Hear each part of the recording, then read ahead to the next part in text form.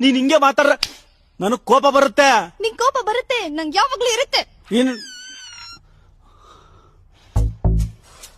दिव्या, ये last time बोलता नहीं, ये घर में तू नहीं हंसना, तू हंसना खबरदार. क्यों हंसना नहीं?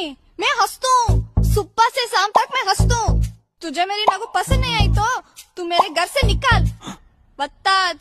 ये आशिकी 3 हीरोइन, तेरा घर नहीं मेरा घर. तिंगला तिंगला बढ़ के मैं देता, तू क्या देता?